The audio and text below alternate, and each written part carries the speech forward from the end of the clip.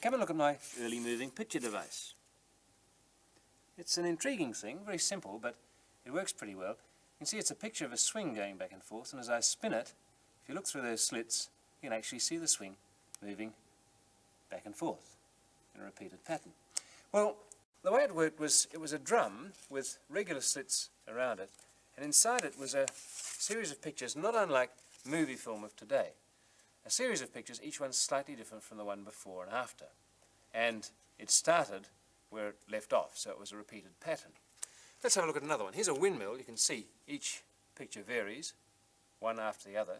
If I roll that round and tuck it into the drum, push it below those slits, and look through them at the pictures as I spin it, you'll see that we get movement. Slightly erratic, but it's obviously turning the windmill round.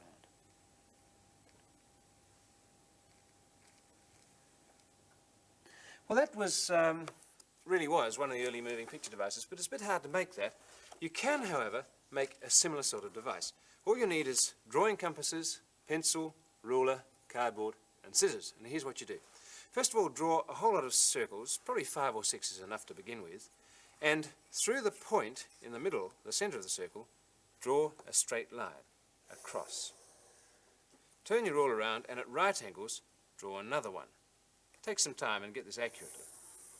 Now you can split each of those quarters into 2, but it's probably easier to do it just down the middle, and so that you'll end up with, if you do it accurately, 8 portions of that circle, each one the same size. And your circle will look like this. Okay, well those 5 circles have a point, because from that one out, that's about the distance you'd want, is going to be your slits. Colour them in, and you can eventually cut them out. Again, work accurately. I haven't got the time to. And under each one of those slits, you want to draw a picture.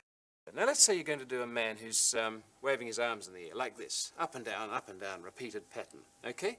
We want to get his body in the same position each time. So here's where this next circle comes in. Every time it crosses a line is his head, all the way around. From his head down to this line will be his body, all the way around. And at the bottom, you can put his legs on, all the way around. And if you do that and rub out some of the extra circles, it'll look like that. I've started to cut it out now. I've left one circle because that's where the arms join on. Rub it out so it's very faint, and your circle will look like that. Now, here's where we get to the tricky bit, the bit that moves. The extreme is up in the air or down at the bottom, and halfway between the arms are horizontal. So here's one extreme, arms right in the air, like that. Opposite that, they have to be fully down.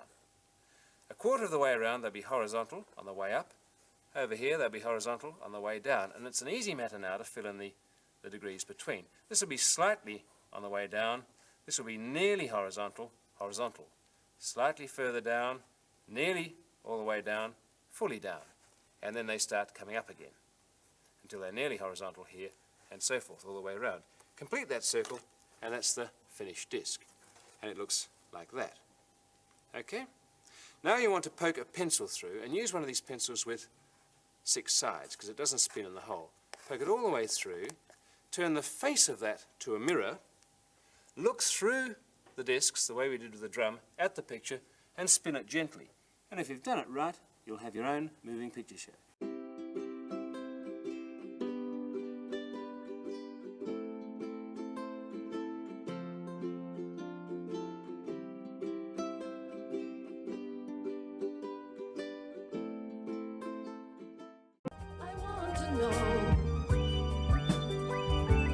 Curiosity